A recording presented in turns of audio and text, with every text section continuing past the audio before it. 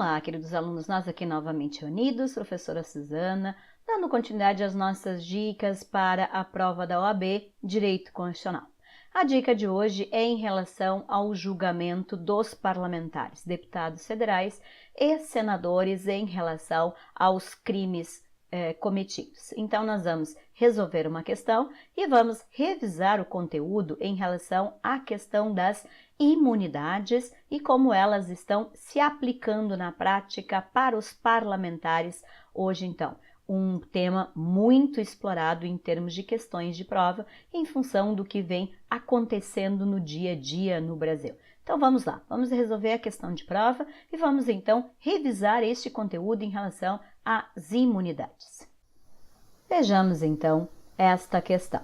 Ela diz o seguinte: após ampla investigação, os órgãos competentes concluíram que o deputado federal X praticara um crime de homicídio, figurando como vítima o também deputado federal Y, seu desafeto político. Esse fato, ocorrido dentro das dependências da respectiva Casa Legislativa, despertou intenso debate sobre a respeito de qual seria o órgão competente para julgá-lo. Então, vamos lá. Para responder esta questão, nós temos que revisar o conteúdo chamado imunidades dos parlamentares. E aí, nós temos então aplicado aos parlamentares dois tipos de imunidades, a chamada imunidade formal e a imunidade material, ou também chamada de inviolabilidade. O que é a imunidade material ou a inviolabilidade?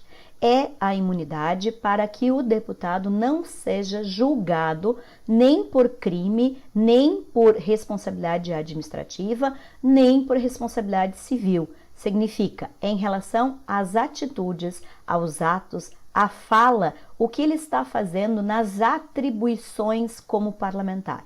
Então, quando ele está lá na tribuna, se manifestando, falando oralmente, quando ele está discutindo, né? Então, é nas atribuições deste cargo.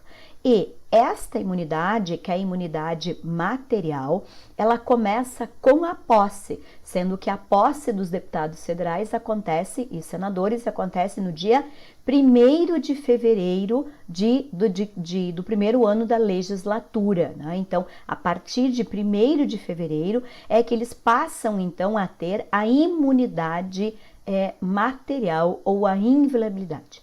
Então, isso não significa que o parlamentar ele não possa ser responsabilizado administrativamente por decoro parlamentar, por exemplo, que ele não possa ser responsabilizado por responsabilidade civil por ter ofendido alguém de dano, né? E nem que não possa ser julgado por crime, não é isso. Mas a regra é que ele não possa, significa vai ter que ter prova específica para que ele possa então ser julgado, porque a regra é que ele tenha esta inviolabilidade.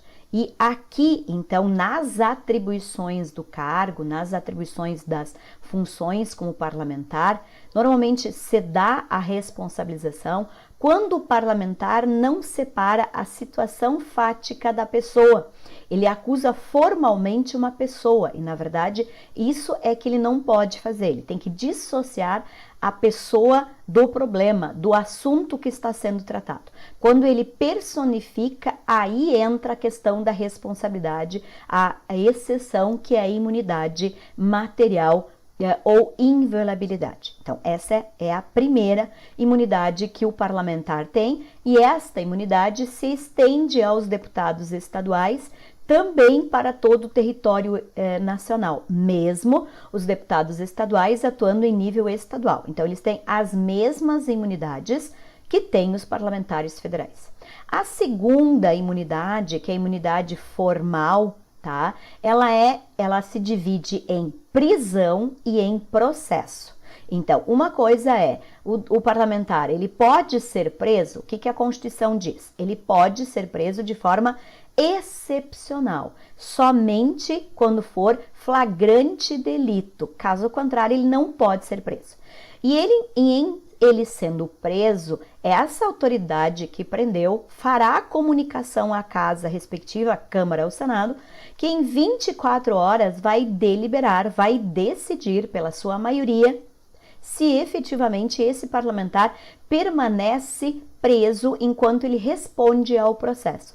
E esse julgamento agora é com voto aberto, ele antes era voto secreto, ele passa a ser voto aberto. Então, não é que o legislativo vai decidir o processo dele, está decidindo se ele permanece preso enquanto esse parlamentar está respondendo ao processo. Então, esta é a regra em relação à imunidade formal, prisão. E lembrando que a imunidade formal, ela começa antes da imunidade material, porque a imunidade material começa com a posse. Já a imunidade formal, ela começa com a diplomação, que ocorre no mês de dezembro pela Justiça Eleitoral. Então, no caso da imunidade formal, que é a prisão, se ele comete algum crime inafiançável, é após a diplomação. E não antes da diplomação e nem depois da posse. É depois da diplomação, enquanto estiver exercendo o mandato parlamentar. A segunda divisão, então, da imunidade formal, que é o processo, que é esta questão neste item aqui. Só que em cada prova vai mudando a questão. Então, em cada prova tem alguma questão sobre imunidade. Nesta prova era em relação à imunidade formal em relação ao processo. Então, primeiro, que eu já sei que é a partir da diplomação, enquanto está respondendo, enquanto está exercendo o mandato parlamentar. E aí, quando é crime comum, então o crime comum, que é o caso aqui, ou seja, ele cometeu um crime comum, normal, como qualquer cidadão pode cometer, ele cometeu um crime comum, só que dentro da organização parlamentar. Então, neste caso, a Constituição estabelece que o crime comum do parlamentar tem um local específico para ser julgado enquanto ele é parlamentar. Então, ele vai ser julgado aonde? No Supremo Tribunal Federal.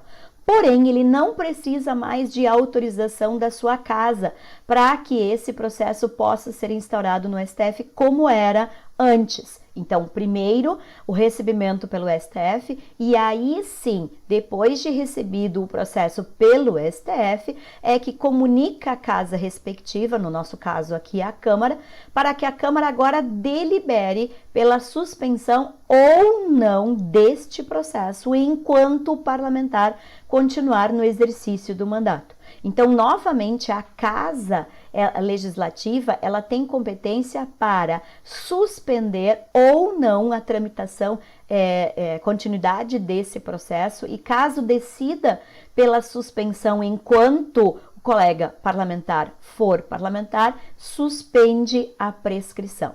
Então, nessa questão aqui, a problemática se dá em relação ao crime de homicídio, que é um crime doloso contra a vida, e o artigo 5º, então, estabelece que, neste caso, o julgamento se dá pelo tribunal do júri. Sim, se dá pelo tribunal do júri, mas se dá pelo tribunal do júri quando a Constituição não estabeleceu um local específico para o julgamento desse parlamentar.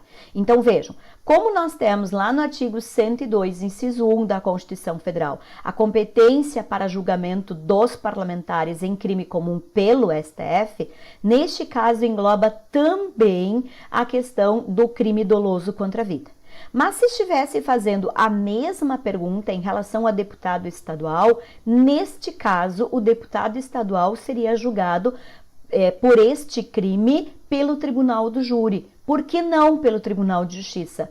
Porque a Constituição estadual não tem competência para estabelecer regras em relação a imunidades. Esta é uma competência privativa da União. Então, está lá no artigo 22, portanto, só em nível federal isto pode ser estabelecido e não em nível estadual. Então, o deputado estadual, ele vai ser julgado num crime doloso no tribunal do júri. Já o parlamentar federal, não. Ele vai ser julgado, mesmo sendo crime doloso contra a vida, no STF, e o STF vai comunicar a casa respectiva para que a casa delibere sobre a suspensão ou não deste processo enquanto ele for parlamentar. Outro detalhe aqui, só para completar a revisão do conteúdo. Cuidado, né? Nós temos muito a utilização de parlamentares para serem ministros de Estado. Quando o parlamentar deixa o mandato e exerce a função de ministro de Estado, a partir do momento que ele assume como ministro de Estado, ele passa a ter a imunidade como ministro de Estado. Ele não tem mais a imunidade como deputado federal. Tá? Então, esta é a regra em relação a esta questão que neste ponto específico estava perguntando a imunidade formal do processo. Então, vejam as alternativas com base neste enunciado. Por que é A? Porque é o Supremo Tribunal Federal que, então, julga os deputados federais em crimes comuns. Não é o B, por quê? Porque o Tribunal do Júri só em relação a deputados estaduais, já que a Constituição Estadual não tem competência para legislar sobre isso. STJ, não é o STJ porque não está lá no 105, inciso 1, esta competência. E também não é pela Câmara, porque a Câmara trabalha a questão da responsabilidade administrativa, o decoro parlamentar, e não a questão do crime comum propriamente dito. O que a Câmara faz é, na verdade, a decisão em relação à perda do mandato em relação à decisão oriunda do processo judicial, mas não que a Câmara julgue o crime comum, porque se ela estivesse julgando o crime comum, nós estaríamos aqui violando a independência e a harmonia dos poderes do artigo 2º da Constituição Federal. Espero que tenham gostado da dica de hoje, que é em relação às imunidades dos parlamentares, como se aplica em nível federal e trazendo para a estrutura estadual, porque temos também inúmeras questões de prova que, além de exigir o conhecimento da base constitucional, exigem o conhecimento da aplicação do princípio da simetria para as organizações estaduais e também a verificação em determinadas situações para a organização municipal. Então, hoje a nossa dica foi em relação às imunidades. Nos encontramos então no próximo vídeo, no próximo encontro, com mais dicas para o direito constitucional da prova da OAB. Vem conosco!